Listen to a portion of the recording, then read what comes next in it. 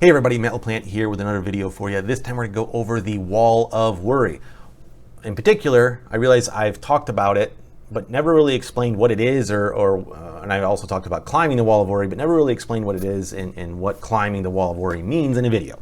So we're going to go over that. So we'll start with what is the wall of worry, what it looks and feels like, as well as climbing over it, and kind of how to deal with it. So for starters, what is the wall of worry? The wall of worry is a wall that we create. It's our perception of all of these things, these individual bricks, whether they be it could be economic, it could be global, could be a lot of different things, but all these bricks make up this wall that just seems so high and insurmountable. There's no way you can go over it or through it, kind of a thing.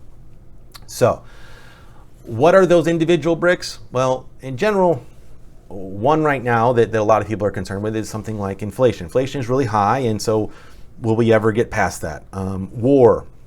Is this war going to turn into World War III, and that's going to cause all these problems? And we're in a midterm year for elections, and a lot of times walls of worry tend to build up at that point.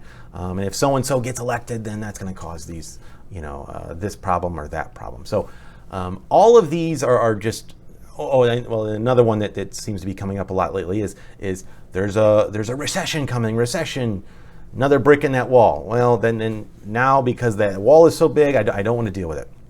So that's kind of how it feels. It feels like there's no way that we're going to get over it, or that it's going to take so long to get over it that you just kind of throw your hands up and say, I don't want to invest anymore because I can't deal with it. So what does it feel like getting over it? When I talk about climbing the wall of worry, what that looks like is this.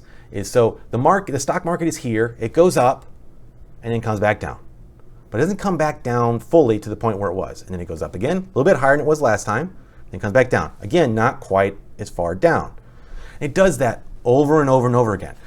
And that can take 3 months, 6 months, 9 months for that process to happen. But during that period of time when it's actually happening, it doesn't feel like you're climbing the wall of worry. It just feels like because it goes up and comes back down, it doesn't feel like you really get anywhere. And so you're going, oh, this just feels terrible. Every time we go up, we come back down, and we're never getting anywhere.